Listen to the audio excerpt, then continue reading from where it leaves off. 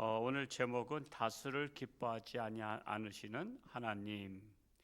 이 고린도전서 오늘 10장은 자유를 절제하지 않던 이스라엘 백성들에게 민족의 패망의 역사의 교훈을 주고 있는 겁니다. 저는 역사를 좋아하는데 역사를 알면 세상이 보입니다. 역사를 모르면 세상에 보이지 않아요.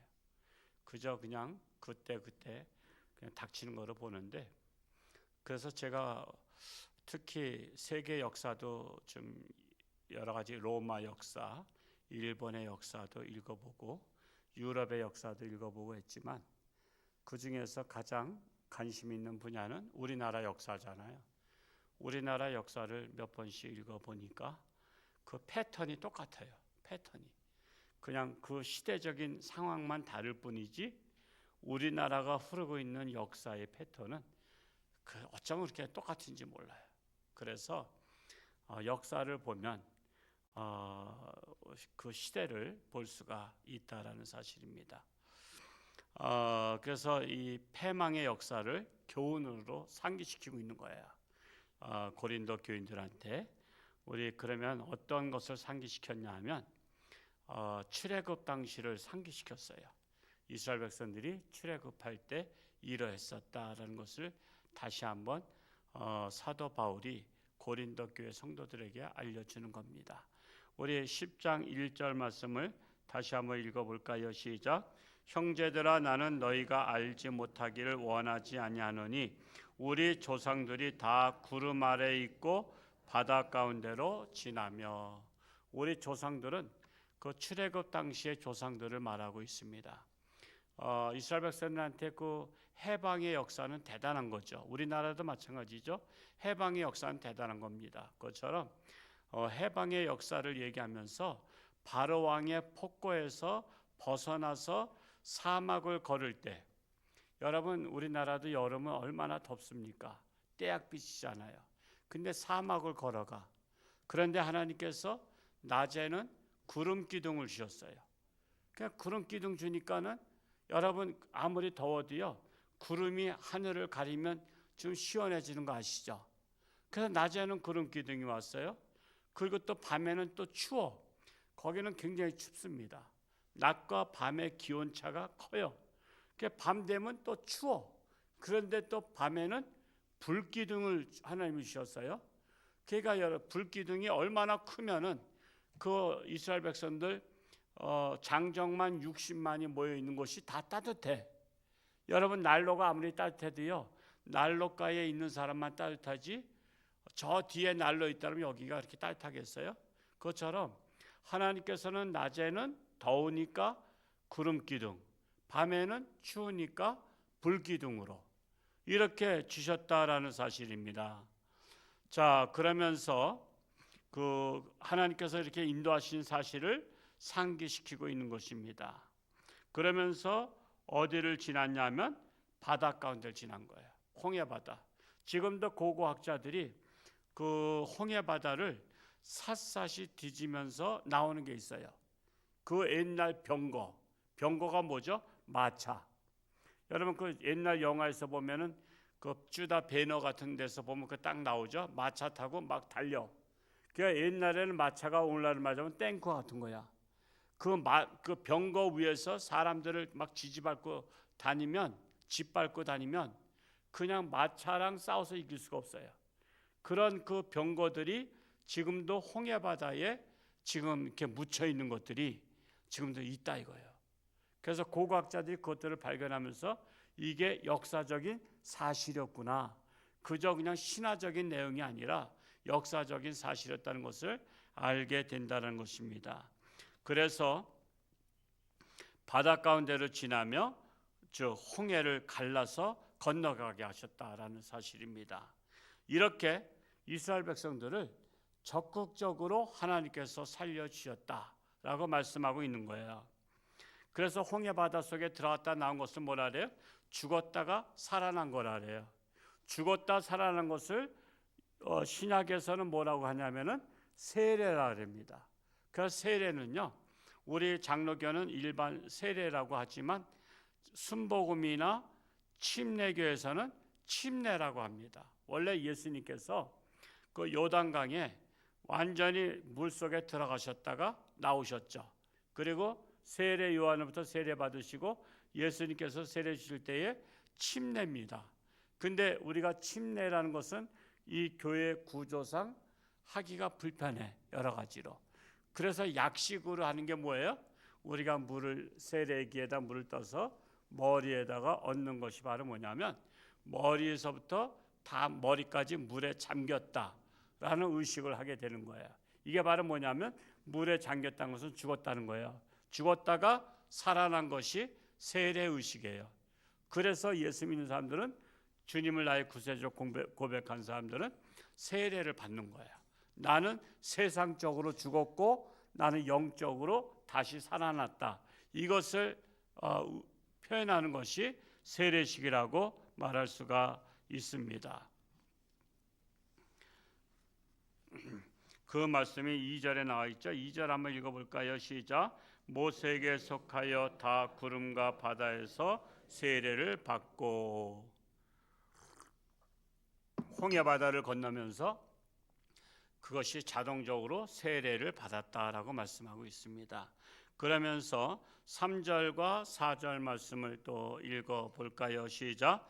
다 같은 신령한 음식을 먹으며 다 같은 신령한 음료를 마셨으니 이는 그들을 따르는 신령한 반석으로부터 마셨음에 그 반석은 곧 그리스도시라 그랬어요.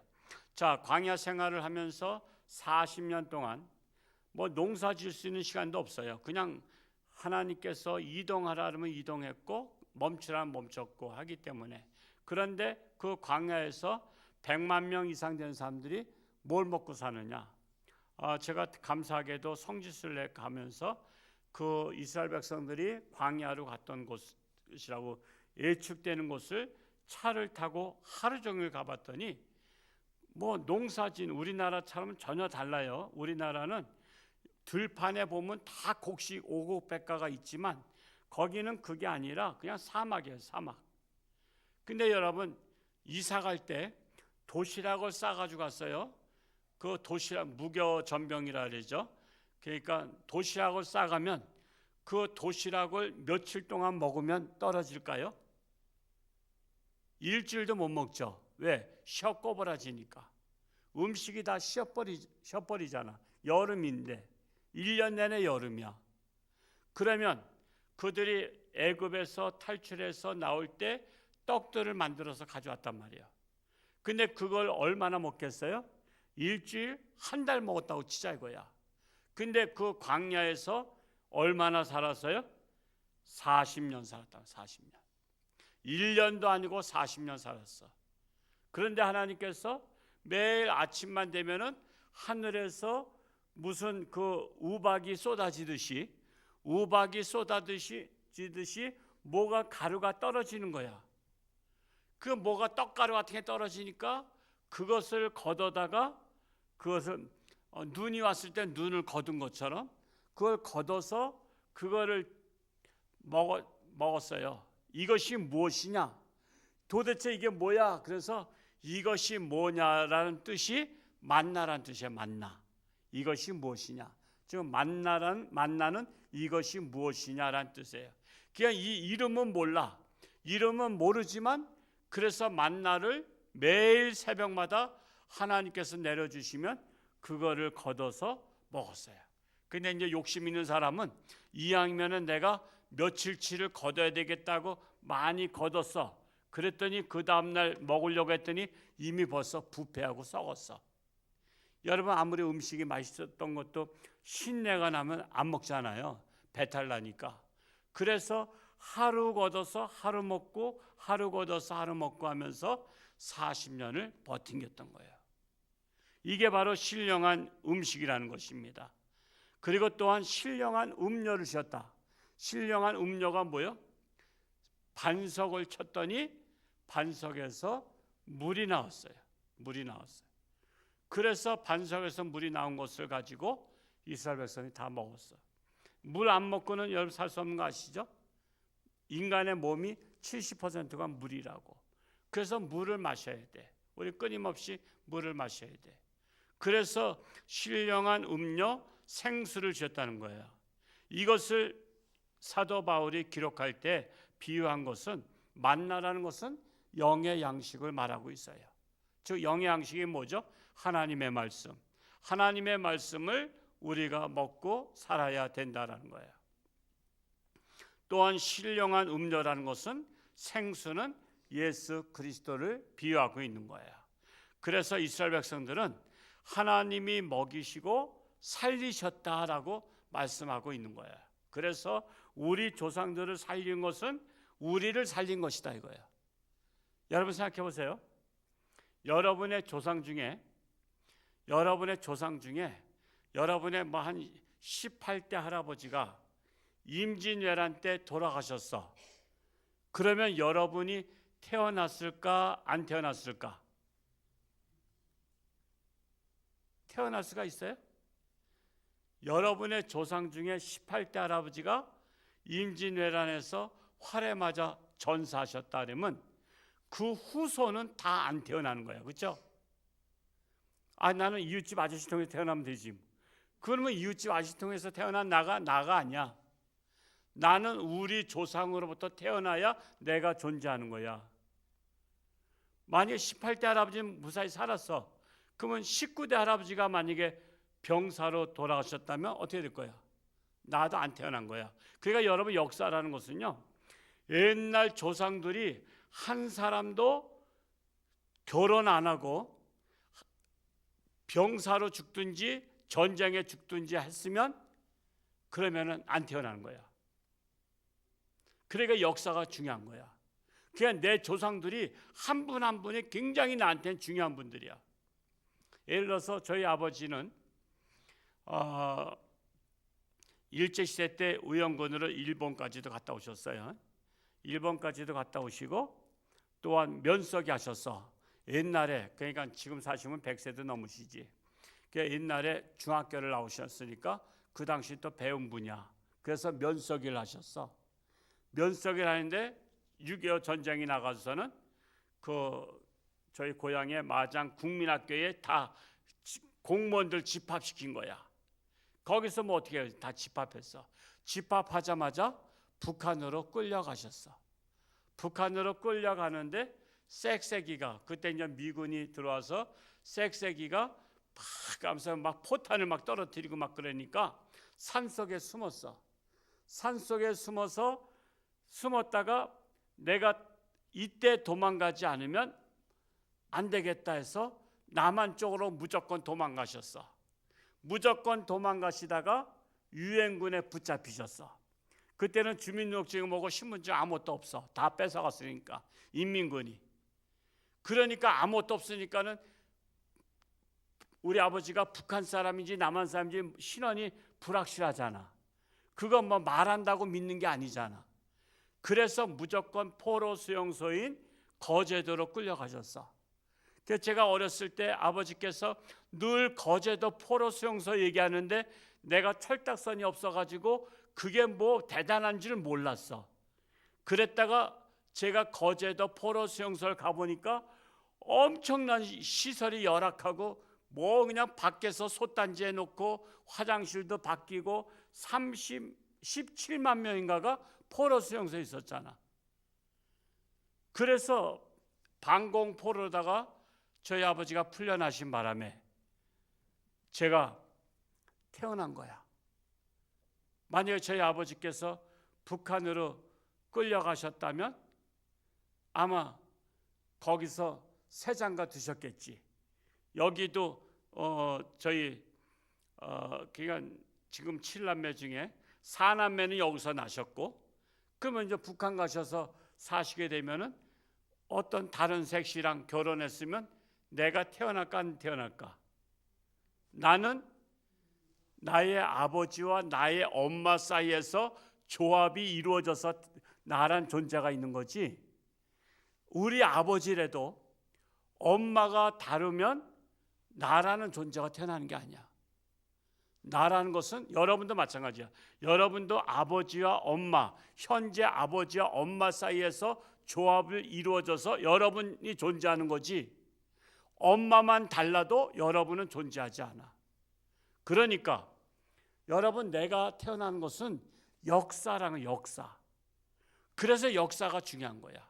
이스라엘 백성들이 출애굽을 하면서 살아났기 때문에 그 너희들이 태어났다, 이걸 말씀하고 있는 거야. 그러니까 너희들은 조상의 역사를 중히 여기면서 감사는 감사하라고 하는 것인데, 그런데 하나님에 대해서 살리신 것을 우습게 여기고 그저 그냥 내가 노력해서 먹고 사는 줄 당연히 여기는 그런 것을 말씀하고 있는 거예요. 자, 그래서 5절 말씀을 한번 읽어볼까요? 시작. 그러나 그들의 다수를 하나님이 기뻐하지 아니하셨으므로 그들이 광야에서 멸망을 받았느니라. 이게 무슨 말이냐면, 그들은 광야에서 40년 동안 만나와 메추락이라는 것을 내려주시면서 고기도 먹게 하시고 떡과 같은 만나도 먹게 하시고 생수가 나와서 마셨어. 그러면은 감사해야 될까?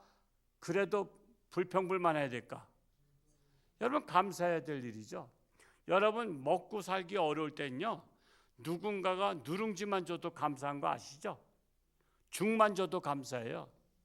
제가 조선시대 때 그 암행어사라든가 역사 이야기들을 이렇게 듣다 보면요, 암행어사고 뭐고 소용없어. 그냥 가다가 그냥 집이 안 나오면 이틀이고 3일이고 굶어서 길에 쓰러진 분도 계시고 막 그래. 그런 분한테는 그냥 숭늉 한 그릇만 줘도 감사한 거야. 숭늉 한 그릇만 줘도. 그것처럼 광야에서 만나와 메추라기를 내려서 먹고 살고 감사했다 이거야. 근데 다수가, 여기서 다수를 기뻐하지 아니했다는 것은 뭐냐면, 대다수가 하나님에 대해서 불평불만했어. 야, 이거 뭐 우리를 말하자면 뭐냐, 된장찌개도 먹어야 되는데 된장찌개 못 먹었다 이거야. 아유, 불고기도 먹어야 되는데 불고기도 못 먹었다 이거야. 그러면서 매사에 불평불만했어. 이 하찮은 음식 만나와 메추라기만 먹었다. 그러면서 하나님이 내려준 것을 하찮게 여겼어. 자, 옛날엔요, 여러분, 신하가 뭔가 1등 공신 되거나 그러면 임금이 상을 주는 게 있어요. 상을 주는데 뭘 주냐면 술을 줘. 그래서 임금이 준 술을 뭐라 그래? 어주라 그러죠. 어주.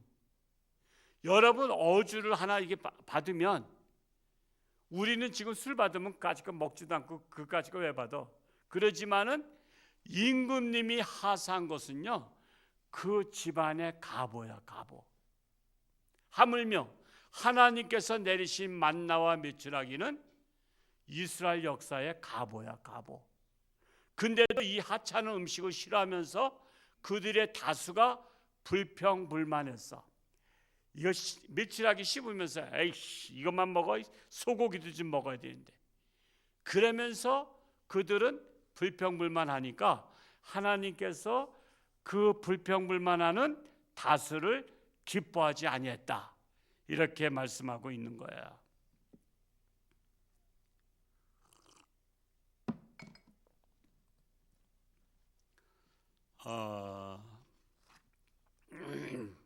그래서 하나님이 제일 싫어하는 게 뭔지 아세요? 감사치 아니하는 거야. 하나님은 감사치 않는 걸 제일 싫어해요. 불평불만한 걸 제일 싫어하시고, 그러면 반대로 감사하는 자를 기뻐해요. 감사하는 것을 기뻐해요. 우리는 조그만 일에도 감사할 수 있어야 돼. 여러분, 우리 산소 숨 쉬는 거 감사해, 안 감사해? 지금 제가 물어보니까 감사하죠. 평상시에 감사하다 생각 안 들었죠? 만약에 하나님이 산소를, 야, 이놈의 인간들이 말이야, 내가 산소를 줬는데 감사할 줄 몰라. 하나님이 천사를 통해서, 야, 산소를 10m 높이로다 끌어올려놔. 그러면 어떻게 돼? 우리 산소를 마시기 위해서 10m 3층에 올라가야 돼. 근데 야야 저 약삭 빠른 인간들 때문에 10m 더 올려, 20m를 올려. 그러면 더 올라갔다 없으면 어떻게? 빨대 갖다가 이렇게. 여러분, 하나님께서 산소 주신 것만도요 얼마나 감사합니까? 산소 준 거 정말 감사한 거야. 우리는 정말 소소한 것에 감사할 줄 알아야 돼. 그래서 세상은 숫자를 자랑하고 다수가 제의라고 하지만 하나님은 엑기스 같은 감사하는 신자를 기뻐하신다는 것입니다. 정말 그래서 다수라고 좋은 건 아니에요. 불평불만하는 다수는 좋은 게 아닙니다. 그건 멸망할 징조예요. 여러분, 우리나라가 행복지수가 높다래요, 낮다래요? 방글라데시보다 낮대. 방글라데시는 진짜 거지 나라 같은 나라야. 정말 못 살아. 근데 그들은 행복하대. 근데 우리나라 국민들은 행복하기는커녕 불평불만이 많대. 그러면 하나님이 보실 때 어떻게 하겠어? 야, 방글라데시를 일으키고 코리아를 납작 그냥 거지 나라 만들어. 하나님이 그렇게 하시면 어떻게 할 거야? 여러분, 부자가 꼭 부자로만 사는 줄 아세요? 부자가 망하면 3년은 먹고 살지만 그 이후로 망하면요 일어나기 어려워요. 나라도 망하면 일어나기 어려워요. 그래서 우리는 감사해야 되는 거야. 근데 감사하는 자보다 불평불만 사람이 많다는 거야. 지금 예를 들어서 학생들은요 되게 고생하고 자란 세대요, 고생 안 하고 자란 세대야. 고생이 뭔 줄 모르고 자랐어. 그러니까 조금만 힘들면 불평불만이 많아. 조금만 힘들면. 저는 제주도 가면요 그 민속마을을 제가 좋아해. 가보고 또 가보고 그래. 거기에 보면은 한 집에 건너방에 아이들이 쪼르르 누워서 자는데 이불이 작아서 서로 땡겨. 그런 장면이 있어요. 야, 이불 땡기지 마. 그리고 방에다 오강 놓고 저 거기서 요강인가 오강인가 요강 놓고 생활했어. 지금 여러분의 집에 요강 있나요? 우리 한국 사람들이 미국에 이민 갔을 때 할머니들이 그거 가져갔다는 거 아니야? 할머니들이 가져가서 그때 야 고려작이 있다고 막 탐내서 이거 줄까? 그랬더니 줬더니 거기다 화채해 잡섰대잖아. 그냥 그 요강에다가 그거를 고려자기로도 알고 이조자기로 알고서는 그냥 그거 가져가 보니까 쓸모가 없거든. 그러니까 할머니들 많이 가져갔대요. 가져갔다가 이거 쓸모 없으니까 이웃집 아줌마가 탐내니까 그냥 줬더니 거기다가 반찬 해 먹고 그랬대잖아. 그런 우스갯소리도 있는데 우리는 지금 엄청 감사해야 돼. 엄청 감사해야 돼. 정말 감사해야 되는데 불평불만을 하면 망할 징조다. 그래서 우리나라가 지금 다수가 불평불만하는 시대인데 그 다수, 불평불만하는 다수를 소수가 되어야 되게 하는 거야. 소수가 되고 범사에 감사하는 자가 다수가 되어야 된다는 거야. 그래야 멸망하지 않는 거야. 그렇게 줘도 한국 잘 살게 해도 불평불만하면 망할 때가 가까워진다는 거예요. 그래서 우리는 항상 기도할 때마다 하나님 감사합니다. 범사에 감사합니다. 하여튼 뭐든지 다 감사할 수 있기 바랍니다. 그러면 얼마나 좋겠어요. 그냥 우리나라는요 지금 오늘도 저 춘천에 친구 좀 만나고 왔는데 지금은 웬만하면 막 90 넘게 사시잖아. 여러분 우리나라 일제시대 때 평균 연령이 30세였어. 30세. 거의 다 아기들은 다 죽었어. 그래서 산에 가면 애총단지라고 그래. 애총. 아기들을 묻은 것을 애총이라 그래. 그냥 감기만 걸려도 죽었어. 감기만 걸려도. 폐렴 다 죽어. 전염병에 다 죽어. 콜레라가 엄청 무서웠던 거 아시죠? 제가 초등학교 때부터 콜레라병은 엄청 무서웠어. 지금은 콜레라 아무것도 아니야. 지금은 뭐 하여튼 요번에 코로나도 아무것도 아니고 뭐 저기 해. 그 정도로 우리나라가 지금 의료진이 발달돼서 이제는 뭐 암도 웬만하면 다 고쳐. 그렇기 때문에 우리가 감사하면 감사하는 마음이 세포에 우리 활성화시켜. 불평불만하면 소화도 안 돼. 그리고 경직돼. 그래서 우리가 감사하는 게 중요하다라는 것입니다. 그래서 오늘 말씀을 보면 마지막으로 6절과 7절 읽고 마치겠어요. 6절과 7절 시작. 이러한 일은 우리의 본보기가 되어 그들이 악을 즐겨한 것 같이 즐겨하는 자가 되지 않게 하려 함이니 그들 가운데 어떤 사람들과 같이 너희는 우상 숭배하는 자가 되지 말라. 기록된 바 백성이 앉아서 먹고 마시며 일어나서 뛰논다 함과 같으니라. 이 말씀에 보면 이스라엘 백성들이 나왔는데 그러면 하나님을 잊어버리지 말아야 되는데 여러분 그래서 자식들한테 교육이 중요한 거야. 역사 교육이 중요한 거야. 우리나라는 하나님이 해방시켜서 가나안 땅을 건넜고 그 광야를 건넜고 우리가 이렇게 작은 나라지만 하나님이 계속 우리나라를 살려주셨다는 것을 알려줘야 되는데 이거를 안 알려주니까 하나님을 잊어버린 거야. 하나님을 잊어버리니까 인간에게는 신을 섬기는 본능이 있기 때문에 대신 누굴 섬겼냐면 우상을 섬기는 거야.